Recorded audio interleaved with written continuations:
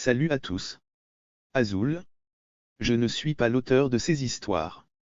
J'ai fait quelques recherches et je veux partager avec vous ces merveilleuses histoires pour découvrir notre culture amazigh. En voici une. Aïcha, fille de bûcheron. Aïcha Yelis Nouetab. Conte d'Algérie. Aïcha Yelis Nouetab. Première partie. Aux temps anciens, un bûcheron très pauvre était contraint de se rendre tous les jours dans la forêt. Il coupait du bois qu'il vendait. C'était ainsi qu'il nourrissait ses enfants. Un jour, sa hache resta coincée dans le tronc sur lequel il venait de cogner. Le pauvre homme essaya de toutes ses forces de la dégager mais rien n'y fit. En désespoir de cause, il dit à haute voix. Je donnerai ma fille Aïcha en mariage à celui qui m'aidera à retirer ma hache. Soudain, comme par miracle, la hache se dégagea. Le bûcheron continua à couper le tronc quand un homme apparut et s'adressa à lui. Tiens, je te donne cette meule à grains. Emporte-la chez toi, et chaque jour ta femme aura de la farine pour pétrir le pain et rouler le couscous.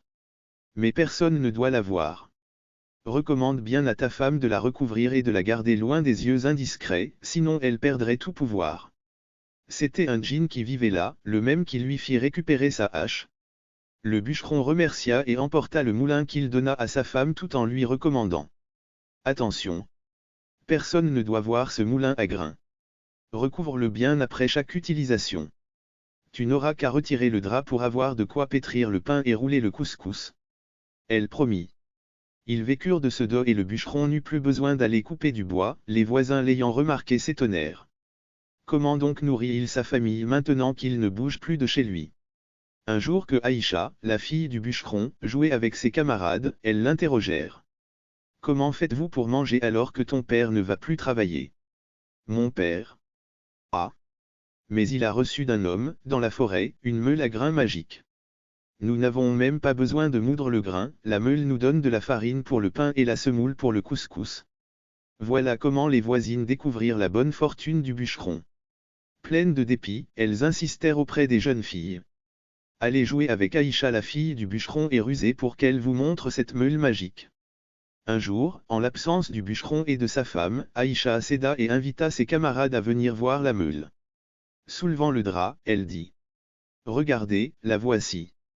Le soir lorsque la femme du bûcheron voulut se servir en farine, la meule resta vide. Elle en avisa son mari. La meule a perdu son pouvoir.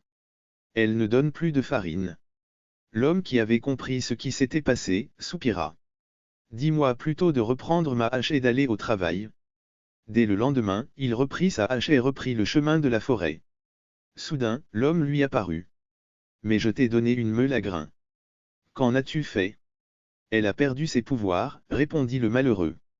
Le djinn lui donna un nouvel objet magique et lui annonça. Écoute bûcheron. Demain, il y aura un orage. La pluie, la grêle et la neige tomberont. L'orage sera si violent que personne ne pourra sortir. Moi je me présenterai sous l'apparence d'un mendiant. Je crierai, au nom de Dieu. L'aumône. Tu demanderas alors à Aïcha ta fille de m'apporter un peu de nourriture. J'en profiterai pour l'enlever car n'oublie pas que c'est à moi que tu l'as promise, j'ai retiré ta hache du tronc. Je n'ai pas oublié, répondit le bûcheron.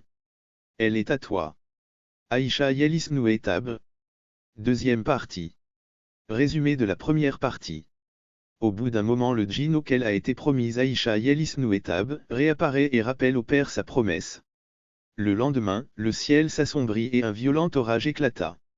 Le tonnerre, le vent, la pluie, la grêle, la neige s'abattit sur la terre. On aurait dit le déluge. Aucun être vivant ne resta dehors. Soudain une voix s'éleva. Au nom de Dieu. Chut, dit le bûcheron. Quelle est cette voix qui appelle au dehors? Ne serait-ce pas un mendiant? Écoutons. Au nom de Dieu. Mais c'est un mendiant qui crie dehors. Aïcha ma fille. Va lui porter à manger. Va lui porter de quoi manger. Elle sortit et s'approcha du mendiant qui lui dit. Aïcha. Ferme tes yeux. Elle obéit à cet homme qui s'appelait Qatar Ben Matar, goutte de pluie, et se retrouva dans un pays qu'elle ne connaissait pas. Elle fut installée dans un merveilleux palais, sa chambre était somptueuse avec un lit entouré de voiles et de tentures qui s'écoulaient de toutes parts. Un esclave nommé Baba Mansour était à son service. Il servait et débarrassait du matin jusqu'au soir. Aïcha Yelis Nouetab changea de vie. Elle passait son temps à se baigner au hammam, à se parer et à se prélasser. Son esclave Baba Mansour courait dans tous les sens pour satisfaire la moindre de ses demandes. Ainsi, la fille du bûcheron se retrouva elle dans un luxe semblable à celui d'une reine. La nuit, les tentures se relevaient et, dans le noir, Qatar Ben Matar venait la retrouver. Elle n'avait pas le droit de le voir. Elle en avait fait serment. Elle vivait heureuse, mais sa famille lui manquait. Le temps passa et un jour elle demanda à son esclave. Ô Baba Mansour. Mes parents me manquent. Peux-tu me conduire auprès d'eux, toi qui satisfais tous mes désirs? Il me faut l'accord du maître, lui répondit-il. Qatar Ben Matar accepta. Dis-lui de fermer les yeux et son vœu sera exaucé. En un clin d'œil, Aïcha se retrouva auprès des siens qui faillirent ne pas la reconnaître tant elle était belle et somptueusement vêtue. Le bruit courut. Aïcha Yelis Nouetab est de retour. Et quel luxe! On la couvrait de caresses et de baisers, on admirait ses merveilleuses toilettes. Les voisines accoururent avec leurs filles. Elles l'interrogeaient. Avec qui es-tu marié? Où habites-tu? Comment vis-tu? As-tu des voisins? Réalises-tu des ouvrages? Aïcha finit par révéler. Depuis que je suis parti, je ne sors ni ne rentre. Je ne vois personne d'autre que mon esclave Baba Mansour. Et la nuit, j'entends une voix qui ordonne, Baba Mansour. Soulève les tentures et souffle sur les chandelles. C'est alors que les lumières s'éteignent pour que mon mari me rejoigne. Il disparaît avant le lever du jour et je ne le vois jamais. Je ne sens que sa présence auprès de moi. Mais je suis heureuse et rien ne me manque. Aïcha Yelis Nouetab. Troisième partie. Résumé de la deuxième partie. Aïcha vit dans le luxe chez le djinn, mais ses parents lui manquent. Il décide alors de l'autoriser à leur rendre visite. Jalouse, les femmes lui donnèrent une lampe à huile et lui recommandèrent. Cette fois, dès ton retour, essaie de voir cette chose qui se couche près de toi en allumant cette lampe. Ainsi tu verras si c'est un djinn ou un ghoul. Ogre. Un jour, le ciel s'assombrit et un violent orage éclata. Le tonnerre, le vent, la pluie, la grêle et la neige s'abattirent sur la terre. On aurait dit le déluge. Aucun être vivant ne resta dehors. Qatar Ben Matar se présenta sous sa forme de mendiant et sa voix s'éleva. Au nom de Dieu. L'aumône. Elle sortit comme la première fois pour lui porter à manger et il lui demanda de fermer les yeux. Elle obéit et se retrouva dans sa maison. La vie reprit son cours et, un jour, elle se souvint de la lampe. Elle mit une mèche dans l'huile, la prépara et attendit. La nuit venue, Qatar Ben Matar se glissa à côté d'elle. Elle patienta et lorsqu'elle l'entendit ronfler, elle se saisit de la lampe et l'alluma. Elle regarda et vit sur son thorax 7 clés et des portes. Elle saisit une clé et ouvrit une première porte qu'elle franchit. Elle découvrit des brodeuses qui brodaient, des couturières qui cousaient. Elle confectionnait des cafetans et des robes au fil d'or. Elle ne cessait de broder, de coudre, d'ornementer, de ranger et de plier. Elle les interrogea. Pour qui préparez-vous tout cela? C'est pour toi Aïcha, il te faut juste patienter un peu. Elle sortit en refermant cette porte. Elle prit la deuxième clé et ouvrit la deuxième porte. Elle découvrit cette fois de nombreux joailliers, orfèvres et bijoutiers. Chacun ciselait, sertissait et fabriquait des bracelets, des bagues, des colliers. Elle s'exclama. Pour qui fabriquez-vous tout cela? C'est pour toi Aïcha, il te faut juste patienter un peu. Elle s'en alla et emprunta la troisième porte. Elle se retrouva dans un autre monde où des maçons, des charpentiers, des peintres et des décorateurs construisaient des palais plus beaux les uns que les autres. Elle s'étonna encore.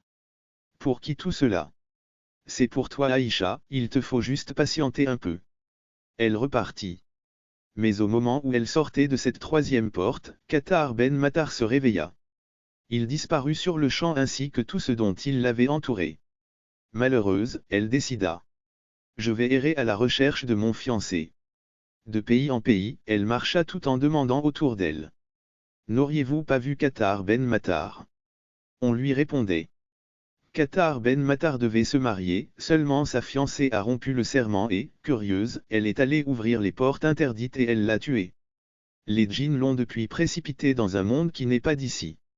Elle reprenait la route, errant. Aïcha Yelis Nouetab. Quatrième partie et fin. Résumé de la troisième partie. Aïcha, sur le conseil de ses voisines jalouses, allume une lampe la nuit et découvre, sur le torse du djinn, des clés de différentes portes. Cédant à la curiosité, elle les ouvre, provoquant ainsi la mort du djinn. Un jour, épuisée, elle s'arrêta près d'une source. Elle se désaltéra et s'allongea pour se reposer quand elle entendit deux colombes parler. L'une disait à l'autre: Qatar Ben Matar devait se marier, seulement sa fiancée a rompu le serment, et, curieuse, elle est allée ouvrir les portes interdites. Elle l'a tué. Les djinns l'ont précipité dans un monde qui n'est pas d'ici. Il est enterré dans ce pays qui est là-bas. Mais si sa fiancée le recherchait, elle pourrait le ressusciter. Il lui faudrait trouver sa tombe pour l'éventer nuit et jour pendant 40 jours. Il ne faudrait pas qu'elle se laisse emporter par le sommeil. Il ressuscitera alors et épousera celle qu'il verra en ouvrant les yeux. Aïcha entendit la conversation des colombes et prit la direction indiquée. À force de chercher et grâce aux indications des colombes, elle finit par découvrir le pays.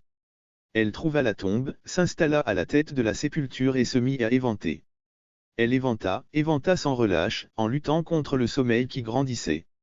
Au 40e jour la tombe bougea. C'est à cet instant que le sommeil triompha et elle sombra. Qatar Ben Matar se réveilla, se releva et regardant autour de lui, trouva une négresse qui venait d'arriver. Il l'emmena avec lui et l'épousa. Lorsqu'Aïcha se réveilla, elle se retrouva seule comme par le passé. Elle se remit à pleurer, à errer et chercher en interrogeant les gens autour d'elle. Elle finit par trouver le palais où vivait Qatar Ben Matar avec sa femme. Elle se fit engager comme bergère. La négresse, heureuse, ne manquait de rien avec un mari comme Qatar Ben Matar jusqu'au jour où on rapporta à ce dernier: une femme d'une grande beauté est là.